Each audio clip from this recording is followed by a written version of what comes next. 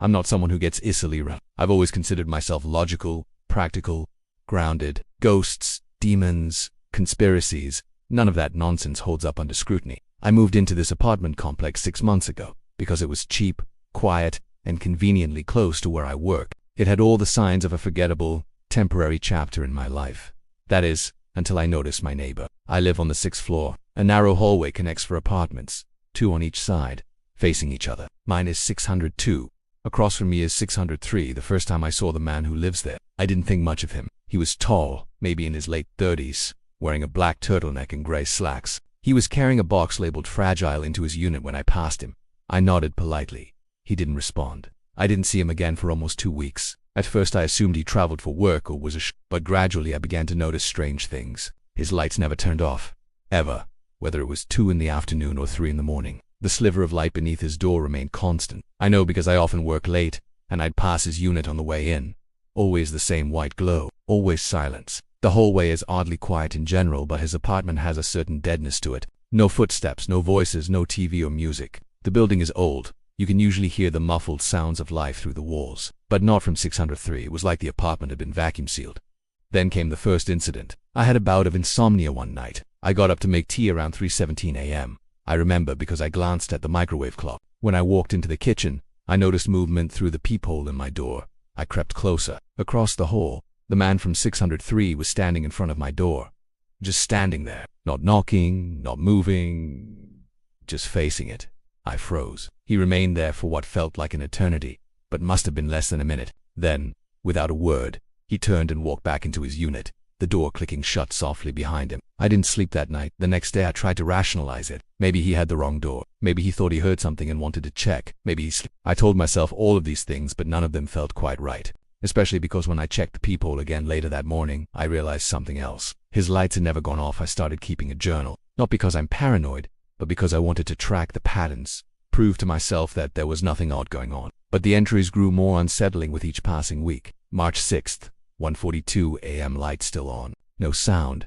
March 9th, 4:10 a.m. saw him standing by his window again. He was motionless, facing out. March 12th, 2:23 a.m. Came home late. He was in the hallway again. Didn't acknowledge me. March 15th, 5:36 a.m. I left early for work. Door cracked open slightly. I swear I saw him sitting on a chair, staring directly at the wall. It's not just the lack of sleep that unsettles me. It's the way he moves. The way he seems aware of things he shouldn't be. One morning I found a sticky note on my door. No writing, just blank. The kind you leave yourself a reminder on. I checked the building's cameras, but the footage between 1 o'clock and 4 o'clock a.m. was corrupted, glitched. I asked the building manager. He shrugged it off. He's quiet, he said. Pays rent on time. Never complains. That's more than I can say for most of you. That phrase stuck with me, never complains. What would he even have to complain about? Eventually I decided to confront him. I rehearsed what I'd say. Something casual, neighborly. I knocked twice on his door at 8:30 p.m., a perfectly normal hour. There was a brief delay. Then the sound of multiple locks on. The door opened only slightly. His face appeared in the crack, one eye visible, looking at me with disinterest. Hey, I said. Sorry to bother you, I just wanted to say hi. I'm across the hall. He didn't blink. I've noticed your lights are always on. I was wondering if everything's okay. A pause. I don't sleep, he said simply. Then the door shut again. That was it. I stood there for a moment, processing his words. I don't sleep. Not I can't sleep or I have insomnia. It was a statement of fact, delivered without emotion. I returned to my unit, unsettled. Over the next few days, I began to feel watched. I'd glance out the peephole randomly and see nothing. Then seconds later, I'd check again, and he'd be there. Just standing in the hallway, not facing me, not moving, just standing. I bought a motion sensor camera and placed it just above my doorframe. Pointed at 603, I told myself it was for security, but I think I just needed proof. Something tangible. That night, I left it recording and tried to sleep. At around 2:47 a.m. I heard a sound. A tap, like a fingernail against glass. I sat up. The sound repeated. Tap, tap, tap. I crept to the door and checked the peephole. Empty hallway. But the tapping continued. I realized it was coming from my window.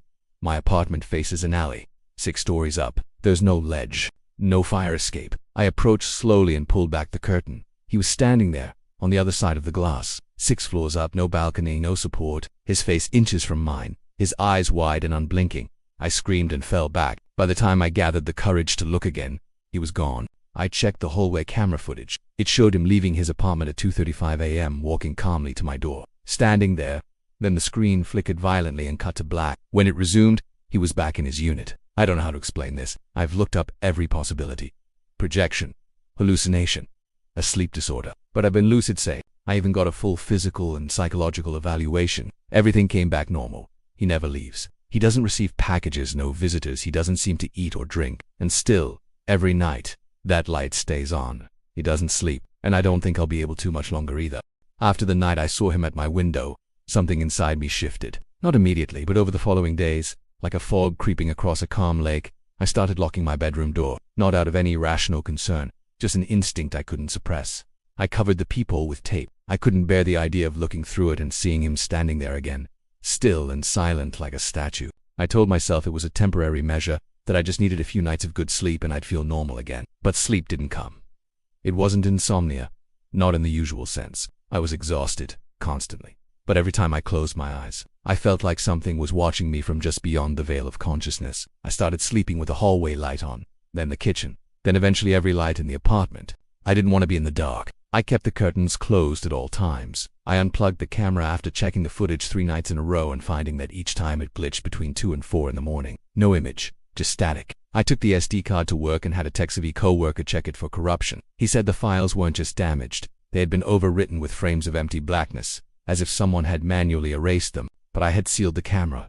No one touched it. Not unless they've got inside without a trace. I became obsessed. Not publicly, of course. I still smiled at coworkers, still made small talk at the coffee machine, still answered emails. But privately, everything revolved around apartment 603. I searched the tenant registry for the building. His name wasn't listed. Every other unit had a name, a lease agreement, a contact number. 603 was just blank. I confronted the building manager again. This time I didn't tiptoe around the issue. I told him everything. The lights, the hallway, the incident at the window. He gave me a long look, then leaned back in his chair. His voice was quieter than usual. He's not really a problem, is he? I blinked. What? He pays on time. He doesn't bother anyone. He's clean. That's more than I can say for the guy in 601 who's got cockroaches, or the kid in 604 who blasts EDM at 2 a.m. You've got it pretty good. I stared at him. That's not the point. I think he's dangerous. The manager looked at me the way you look at a flickering light bulb, more annoyed than concerned. You got a police report? You've got proof? I didn't answer. That was the end of the conversation. I went back upstairs and stood outside 603. For the first time, I noticed the door was different. Subtly older paint, slightly warped edges, no scratches near the handle like most other doors had. The peephole was positioned slightly too high. I stepped back, realizing that everything about that apartment was just a little off, like it had been placed there to resemble a real unit, but didn't quite match. I placed my palm on the wood, cold, not just room temperature, but refrigerated cold. I leaned in, pressing my ear to the surface. Silence, but not natural silence. It was like standing in a vacuum. No hum of electricity, no shifting air, no sound at all. I stepped away. That night I tried something different. I stayed up. I made coffee and sat in the hallway in front of my own door, laptop on my knees, pretending to work. I waited. At 2:14 a.m., his door opened. No creak, just a soft click. He stepped into the hallway barefoot, still wearing the same black turtleneck and gray slacks. He didn't acknowledge me. He turned to face the opposite wall and stood there, unmoving. I wanted to say something. I opened my mouth. Nothing came out. He remained that way for 20 minutes. I timed it. Then he turned and walked slowly back into his unit, closing the door behind him. The next day I knocked again. I didn't care about being polite.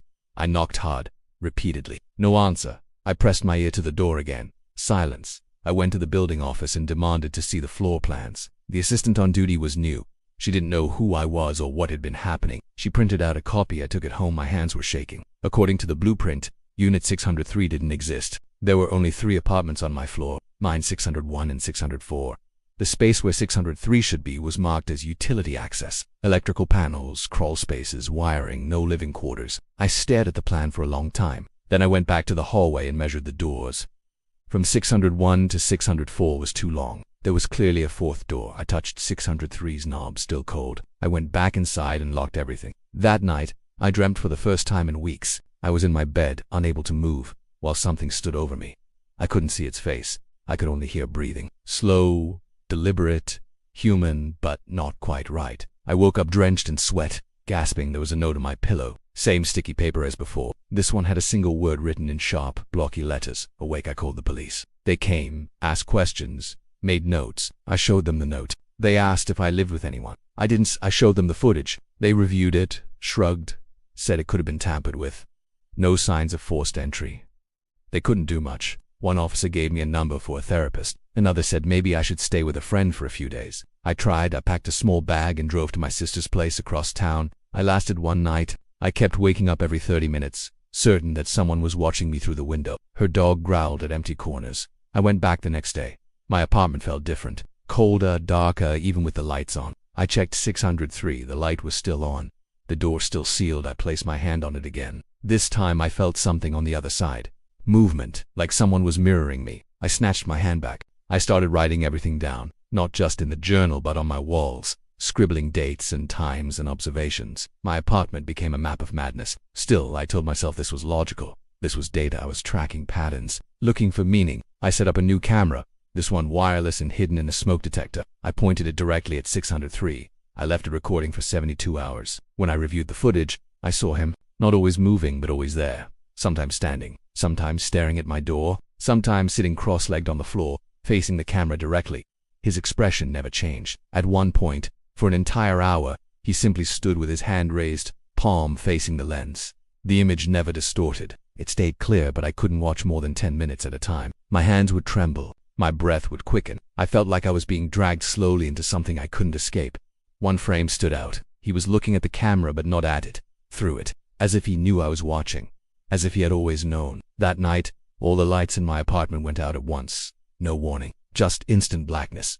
My phone was dead, no signal. I stood frozen in the center of the room, unsure of what to do. Then I heard the door across the hall open. When I heard the door across the hall opened, I didn't move. I stood completely still in the middle of my dark apartment, holding my breath like it might protect me. The silence was thick and absolute, the kind that makes your ears ring just to remind you that you're still alive. I waited for footsteps, for a voice, for something. Nothing came. Minutes passed. I felt my way slowly to the door, careful not to make any noise, my hands brushing along the wall. I crouched and looked under the door, just a crack between wood and floor. I saw his feet, bare, standing completely still outside my unit, facing the door. I backed away, heart pounding, not daring to make a sound. I grabbed the heaviest thing within reach, a glass lamp from the side table. My apartment was still dark. My phone wouldn't turn on. My backup flashlight didn't respond. Every battery-powered device was useless.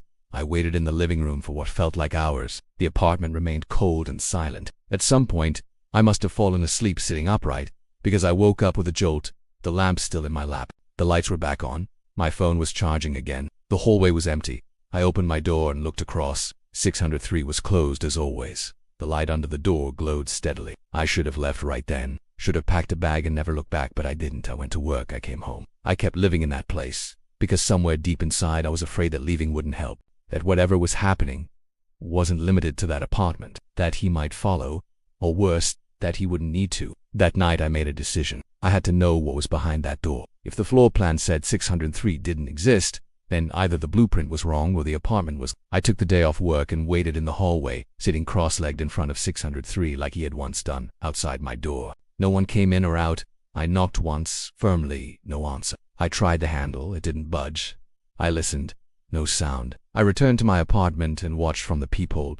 Hours passing without movement. At 3 in the morning, I opened my door just a crack. He was standing there. Not in front of my door this time, but at the far end of the hallway, where the light flickered overhead. He didn't approach, he didn't move. He stood completely still, just barely within the flickering light. I shut the door and locked every bolt. That was the moment I realized something important.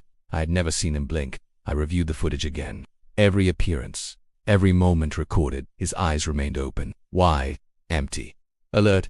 I took a still image and enhanced it. His pupils were pinpoints, no redness, no dryness, no life. I printed the photo and pinned it to the wall. I didn't know what I expected, answers, patterns, something to break the illusion that I was losing my mind, but nothing came. Only more questions. That morning I went downstairs and asked a neighbor on the second floor if she'd ever seen the man in 603. She gave me a confused look. There is number 603, she said. This building ends at 602. I told her I lived in 602.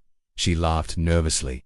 Must be misnumbered. I asked the manager again, this time pushing harder. He stared at me and said the words slowly like he'd practiced them. There is no unit 603. There has never been a unit 603.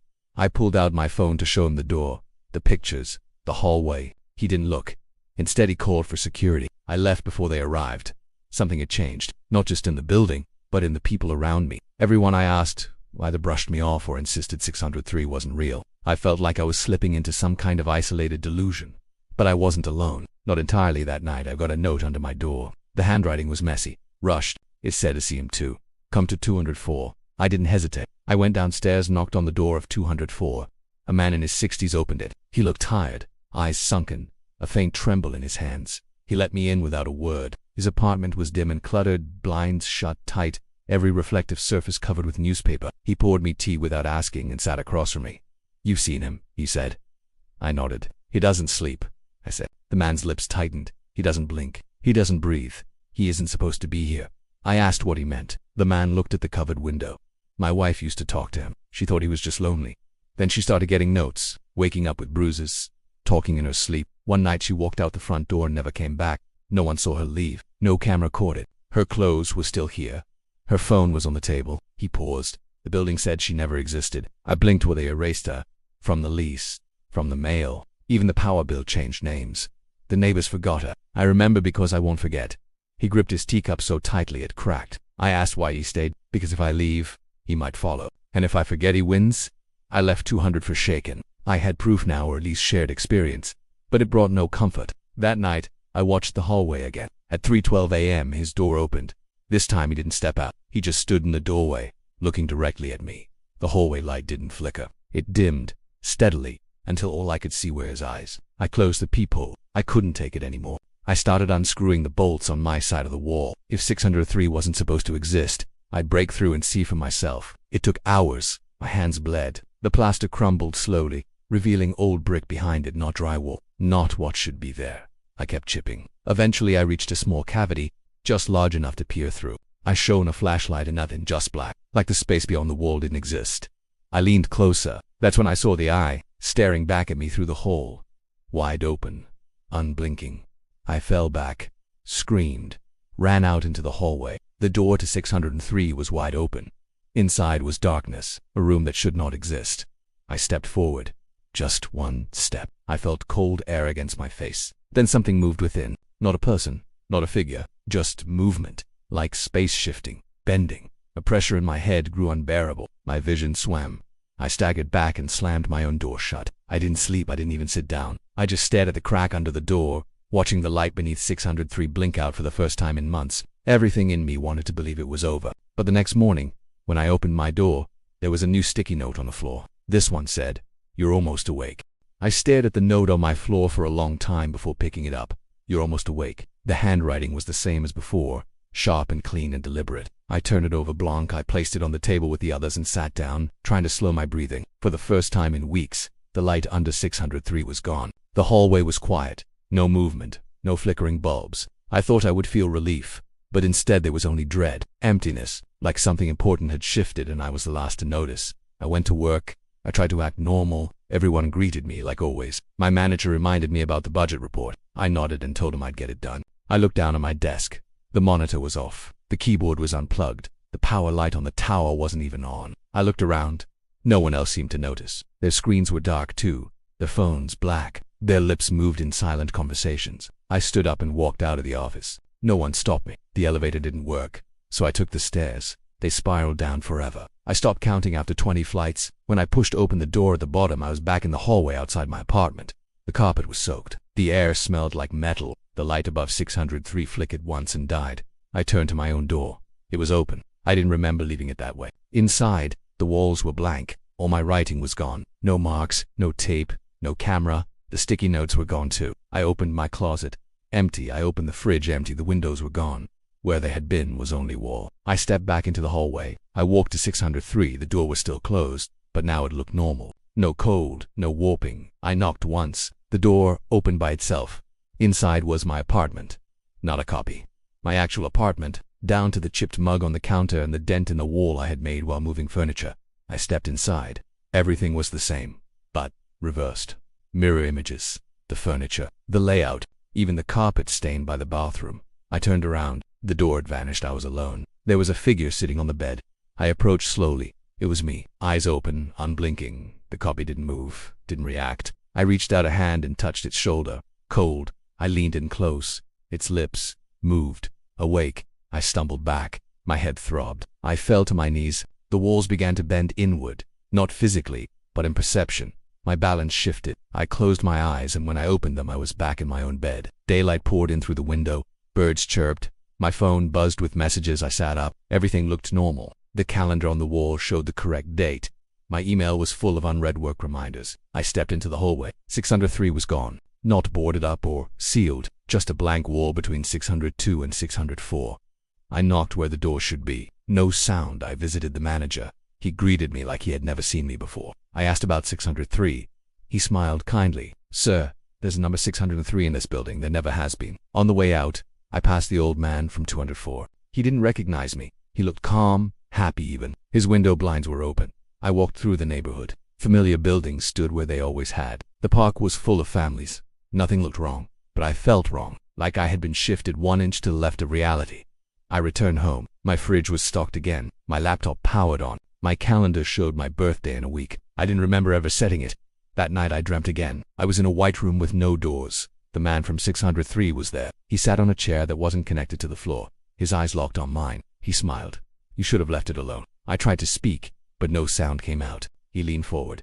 "You can't unsee it now." I woke up with blood on my pillow, just a smear. I checked my nose, my ears. Nothing bleeding. I looked in the mirror. My reflection blinked twice. I didn't.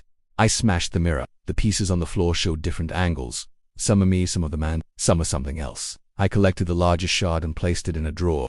I began noticing small changes. My apartment number was now 601. The hallway now curved slightly at the end. The light switches were upside down. When I turned on the tap, the water was warm first, not cold. I passed a neighbor in the hall. I smiled. He smiled back, but his teeth were the same size all the way around. I never saw him again. One morning I went downstairs and found a new door in the lobby. No sign, no knob, just a black frame. I touched it. It felt warm, like skin. I backed away. That night, I woke up with the smell of smoke. I rushed into the living room. Everything was fine, except a sticky note on my table. One word: return. I packed a bag and tried to leave.